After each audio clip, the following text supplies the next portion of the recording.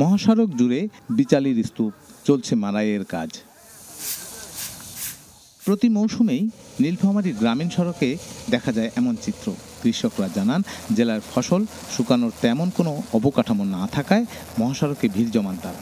অভিযোগ, ফসল শুকানোর ব্যবস্থাপনার দিকে কখনোই নজর দেয়নি সরকার। আমরা এখন ধানগুলো শুকাবো কই? রাস্তা ছাড়া তো কোনো উপায় নেই।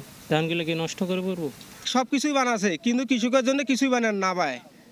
আমরা তো ধান আবাদ করেছি, এই রাস্তা ছাড়া কোনো বুদ্ধি নাই। প্রতি ওয়াটে ওয়াটে যদি মনে করেন 2-4টা করে খোলান যদি হইতো, তাহলে মনে করেন কৃষকের আমাদের জন্য খুব সুবিধাজনক হইতো। সড়কের উপর বিচালির স্তূপের কারণে বেগ পেতে হচ্ছে যানবাহন চলাচলে। দুর্ঘটনার ঝুঁকি বেড়ে গেছে বলে দাবি চালকদের। চাকার মধ্যে খের পল্টে যাচ্ছে, পিছলি যাচ্ছে এবং দুর্ঘটনা ঘটতেছে। ব্রেক দিতে যায় গাড়ি স্লিপ করে, এগুলোতে অ্যাক্সিডেন্টের সম্ভাবনা একটু বেশিই থাকে যে কোনো গাড়িতে। যান চলাচল স্বাভাবিক রাখতে উদ্যোগের কথা জানালেও ফসল শুকানোর অবকাঠামো নির্মাণের পরিকল্পনা আছে কিনা তা নিয়ে কথা বলতে রাজি নয় প্রশাসন।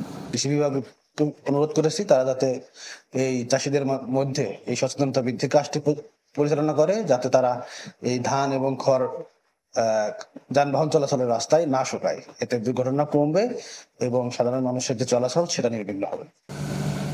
বোরো মৌসুমে জেলায় প্রায় 1.25 লাখ হেক্টর জমিতে বিভিন্ন রকমের ফসল আবাদ হয়েছে।